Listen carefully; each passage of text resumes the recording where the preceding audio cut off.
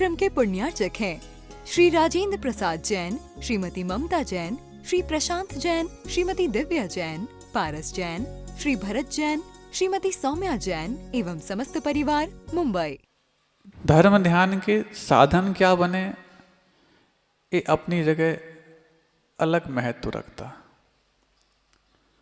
लेकिन इन सब में यदि हमारे मनोयोग को लगाने के लिए सबसे आसान उपाय बनता तो वो देव शास्त्र गुरु के समक्ष बैठ कर के मन और मुख की प्रसन्नता बनता। हाथों में तो प्रसन्नता के कुछ चिन्ह आए, मन में और मुख में अभी भी नहीं आ पाए। या तो बात समझ नहीं पाए, या फिर कहीं और किसी दूसरे ग्रह पर आप लोग हैं, या तो अपने ग्रह में हैं जो यहाँ पर सभागृह में आकर के भी मन को प्रसन्न करने के लिए पहले मुख की प्रसन्नता आवश्यक होती है। ये कम ही लोग समझ पा रहे हैं कि महाराज क्या कहने जा रहे हैं। मुख पर प्रसन्नता नहीं आ सकती, हाँ? कैसे आती? अभी आज आएगी कि कल आएगी? सुनते हैं महिला समिति विशेष आज तैयारियों में है, इसलिए हो सकता है वहाँ की तैयारी दिमाग में हो, इसलिए मुख में प्रसन्नता नहीं आ पा रही। एक बार की बात, एक राजा को एक गुरु की तलाश थी। ऐसा नहीं कि गुरु की तलाश किसी भी व्यक्ति को हो जाती हो, राजा को गुरु की तलाश। और राजा को यदि गुरु की तलाश है तो सामान्य व्यक्ति तो गुरु हो नहीं सकता, क्योंकि राजा स्वयं असामान्य है। सोचा कई संतों में से मैं सिलेक्शन करूंगा कि मेरा गुरु कौन हो, क्योंकि सामान्य व्यक्ति भी गुरु नहीं हो सकता तो हर संत भी गुरु नहीं हो सकता। कई सारे संत उसके जीवन में आए और कई सारे वर्ष वसंत के रूप में भी उसके जीवन में आए, लेकिन हर वसंत में वर्ष कितने थे और हर वर्षों में वसंत कितना था, ये वो अभी तक नहीं समझ पाया। वसंत समझते हैं? वसंत ऋतु जब आती है तो जब पतझड़ के बाद नई नई कौपलें फूटती हैं, उसी को वसंत ऋतु आप लोग बोलते हैं। इसको वसंत बहार बोलते हैं, ऐसे ही बोलते हैं ना। तो ऐसे ही अनादिकालीन जो पतझड़ था, संत के आने से वो अपने भीतर उद्धार की और कल्याण की जो कौपलें फूटती हैं, वो वसंत ऋतु में फूटें या ना फूटें, जिस ऋतु में भी संत आ जाएं उस ऋतु में तो अवश्य फूटने लग जाते। और सुन रखा कौन बनेगा मेरा गुरु, तो बहुत सारे सैकड़ों संतों में से उसने 5 संत छांट लिए, जिनमें से अल्टीमेटली किसी एक को मुझे अपना गुरु बनाना। सुन रहे हैं आप लोग? वो शिष्य नहीं जो बनाने के पहले अपनी गुरु की परीक्षा ना करे, और वो शिष्य भी शिष्य नहीं जो बनाने के बाद अपने गुरु की परीक्षा करे। इसको उठाओ थोड़ा। अब बनाने के बाद गुरु की परीक्षा तब हो पाती है जब ठीक से बनाने के पहले ना की जाए। विशेष उनकी बातों को, विशेष उनकी चर्या को देख करके जल्दबाजी में हमने संत बना लिया, गुरु बना लिया, और बाद में फिर बात समझ में नहीं आई तो अब गुरु ही खटक रहे हैं। अभी तक तुम्हारी झंझटें तुम्हारे जीवन में खटकती थीं, अब गुरु खटकने लग जाते। उसने कहा जल्दीबाजी मैं नहीं करूँगा, तो 5 को छांट लिया, इन 5 में से कोई बनेगा। गुरु शिष्य की परीक्षा करे बात समझ में आती है, लेकिन शिष्य गुरु की परीक्षा करे बहुत कम लोगों को समझ में आएगी, क्योंकि कभी आपने गुरु की परीक्षा की हो ऐसा हमें लगता नहीं। की है कभी? कौन से पे एनुअल एग्जाम देने पड़ते हैं, कौन सा डेमो आजकल हो गया है। कोई कोचिंग क्लासेस में पहले तो इश्तिहार निकालते हैं, और इश्तिहार निकालने के बाद जब कैंडिडेट्स या छात्र आ जाते हैं तो पहले उनको 2-3 दिन का डेमो देना पड़ता है, समझ रहे हैं ना। बिना डेमो की कोई कोचिंग क्लास की सीट्स फुल नहीं होती। और डेमो में फिर विद्यार्थी उस कोचिंग में पढ़ने लायक हैं कि नहीं अलग बात है। ये जो कोच है वो विद्यार्थियों को पढ़ाने लायक है कि नहीं, इतनी प्रतिभा तो विद्यार्थियों में पहले आ चुकी होती है कि मेरा कोच कौन होगा मैं समझ लूँ। अरे तो तुम इतने ही प्रतिभावान हो गए तो कोचिंग की आवश्यकता क्या। जब तुम गुरु का चयन करने लग गए हो तो फिर पढ़ने की क्या आवश्यकता। लेकिन चलता है आज के समय में। तो ऐसे ही उसने अपने कोच, अपने मेंटर, अपने गुरु, अपने प्रीचर, इन सब की तलाश करनी सोची। 5 को छांट लिया और 5 को छांट लिया। उनको ये नहीं कहा कि मैं आपको क्यों छांट रहा हूँ। एक संत की आव भगत के रूप में उन सबको आमंत्रित किया और आमंत्रित करने के पश्चात कहा आप सबके लिए मैं एक विशेष दक्षिणा देना चाहता हूँ। आप लोग संत हैं, आप लोग, ये मेरा पूरा राज्य है, इस राज्य में से जो भी आपको मकान, महल, क्षेत्र, खेत जो भी अच्छा लगे आज आप चुन लें और मैं फिर आपको वो देने के लिए तैयार हूँ। बहुत अच्छी बात है। अभी संत भी तो संसार में ही हैं। ऑफर मिलने के बाद हर व्यक्ति के भीतर से ऑफर के प्रति आकर्षण ना हो, बहुत कम होता है। मिल गया तो किसी ने लगभग 2-4-10 एकड़ की ज़मीन उसको लगी कि हाँ ठीक रहेगा, क्योंकि मकान तो एक छोटा सा होता है, उसमें कितना अपन बनाएंगे, तो 2-4-10 एकड़ में अच्छा आश्रम बना लेंगे, अच्छे भक्त लोग आएंगे। ऐसा करके उसने 2-4-10 एकड़ ज़मीन वो लेना चाहिए, ठीक है। दूसरे ने कहा अरे ज़मीन तो ले लेंगे लेकिन उस पर बनाएगा कौन, कि अपने पास ज़मीन जायदाद तो है नहीं है कि उस पर बनाने में खर्चा कर सके। तो उसने थोड़ा सा अच्छा सा मकान भवन था उसको ले लिया, उसको दे दिया। तीसरे ने सोचा कि ठीक है थोड़ा ज़मीन भी मिल जाए और थोड़ा आश्रम के लायक भवन भी मिल जाए, दोनों मिल जाएं तो अपन झंझट से फ्री हो जाएंगे, आश्रम भी बन जाएगा और भक्त भी बढ़ जाएंगे। तो उसने वो मांग करी, उसको वो तथास्तु। कि मक्षक दान ऐसी होता है, क्या तुम्हारी इच्छा है सब पूर्ति की जाएगी। हालांकि चक्रवर्ती करता है लेकिन यहाँ पर गुरु की भावना को पूरी करना है और गुरु बनाने के पहले गुरु की तलाश भी करना है। कह दिया।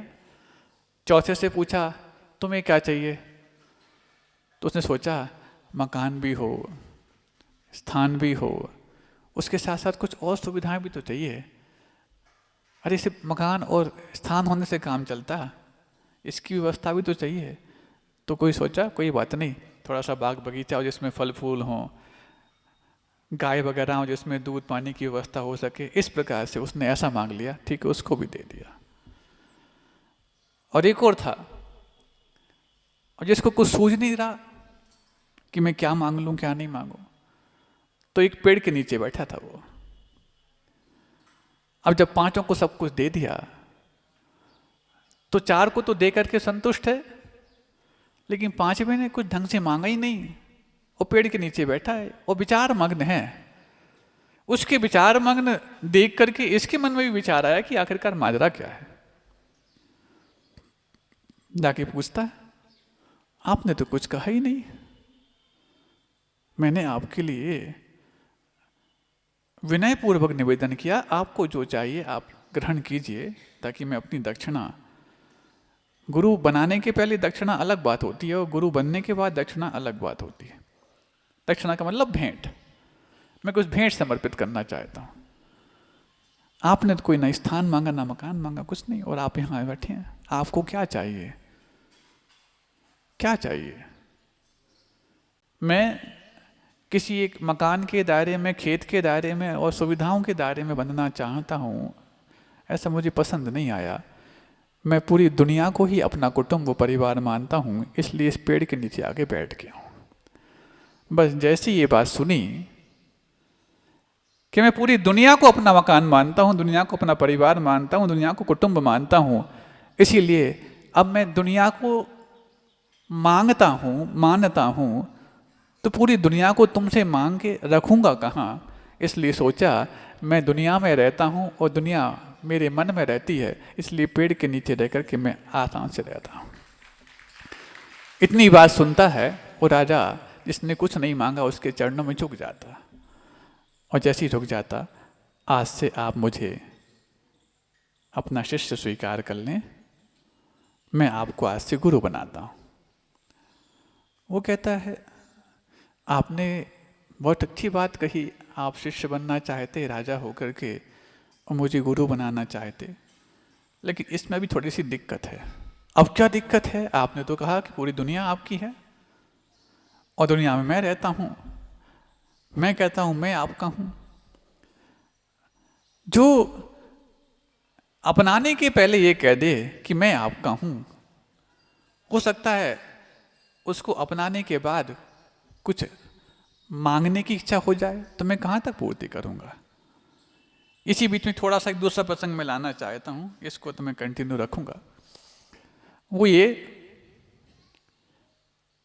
एक संत थे, अब चूंकि आज गुरु की बात चली है, और गुरु के पास कुछ लोग जा रहे हैं महिला समिति के रूप में।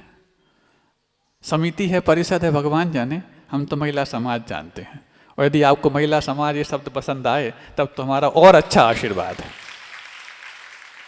क्योंकि ये परिषद और समिति का भेदभाव आज तक हमें पता ही नहीं लगा, ना भेद पता लगा तो भाव कैसे समझ में आ सकते। इसलिए कौन क्या है हमें मतलब नहीं, महिला समाज जा रही है। तो ऐसी एक व्यक्ति था सेवाभावी, उस सेवाभावी व्यक्ति ने समझा कि गुरु इतने तपस्वी हैं, इतने ब्रह्म ज्ञानी हैं, और उनके ज्ञान को देख करके सेवा करने के भाव हो गए। खूब सेवा करा, निष्काम सेवा करता।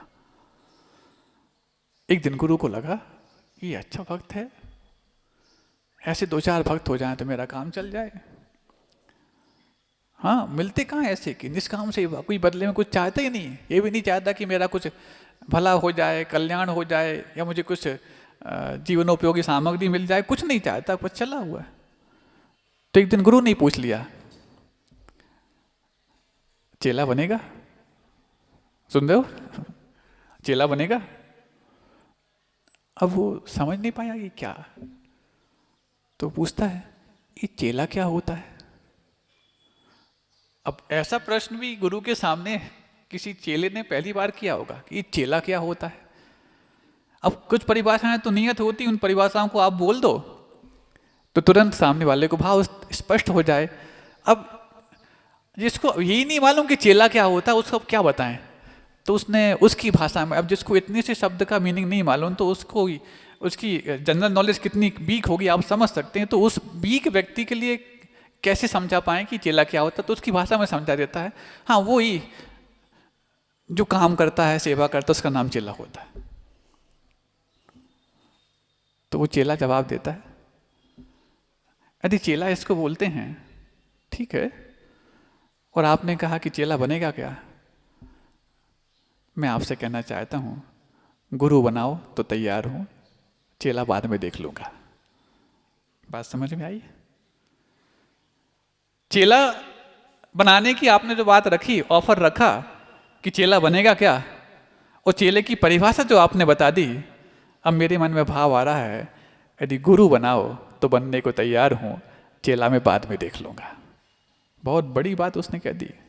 जिसको अल्पज्ञ और बुद्धू मानता था वो गुरु, उस चेले को भी अंदर की गुरुता के रूप में पहचान करके शायद उसको गुरु बनाने की इच्छा हो गई। अरे वो गुरु किस काम का जो अपने चेले को गुरु ना बना सके, और चेला किस काम का जो अपने गुरु से हमेशा चेला ही बना रहे।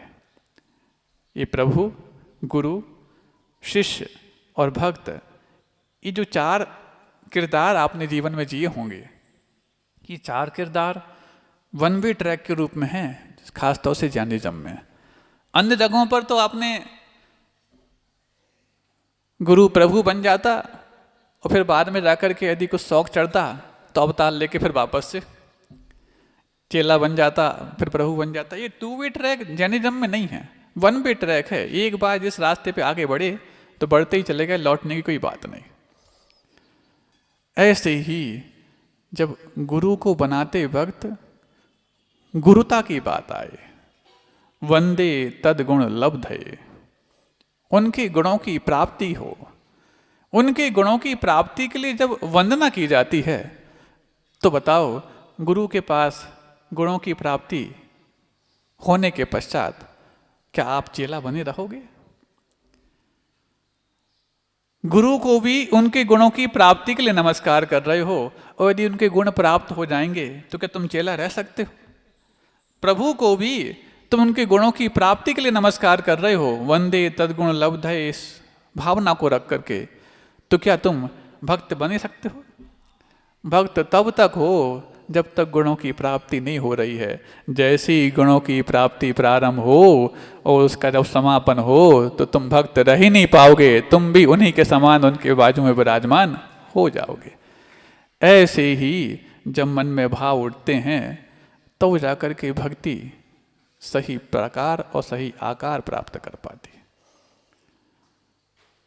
ये बहुत एक अजीब सी बात है कि जहाँ पर सम्मान की बात आती है, वहाँ पर सम्मान के साथ साथ कुछ एक मर्यादा की बात भी आती है। एक मर्यादा यहाँ भी देखने को मिलती है हमारे लिए, बीच में बात आ गई इसलिए बोलना चाह रहे हैं कि नारी सम्मान की बात आती है ना। कुछ लोगों के लिए नारी सम्मान के कुछ अवार्ड्स मिलते हैं, हर वर्ष मिलते हैं, नारी गौरव, ये गौरव। यहाँ पर बहुत सम्मान दिया जाता है। नारियाँ अपनी बिल्कुल लाइन जो बीच में खिंची है ना, बिल्कुल पास आगे खिसकते हैं और उनको सम्मान दे के पुरुष और पीछे खिसकते चले जाते हैं। इतना बीच में स्थान, या तो लगता है इनको अतिक्रमण नहीं करना आता, या तो फिर आपको अतिक्रमण करना आता है। अब इसमें नारी गौरव सम्मान दिया जाए कि पुरुष गौरव सम्मान दिया जाए? बेचारे फिर खिसकते जा रहे हैं, उस तरफ स्थान ना भी हो तो खिसकते जाएंगे। लेकिन यहाँ पर या तो आप लोग थोड़ा सा इस तरफ बैठा करें ताकि उनको भी यहाँ बैठने का मौका मिल सके, या तो फिर थोड़ा सा और चौड़ाई वाला अंतर रख सकते हैं। हाँ, इतना तो है, इतनी अदब इन लोगों में तो है, इसलिए इनकी अनुमोदना भी होनी चाहिए। इस कार्यक्रम के पुण्यार्चक थे श्री राजेंद्र प्रसाद जैन, श्रीमती ममता जैन, श्री प्रशांत जैन, श्रीमती दिव्या जैन, पारस जैन, श्री भरत जैन, श्रीमती सौम्या जैन एवं समस्त परिवार, मुंबई।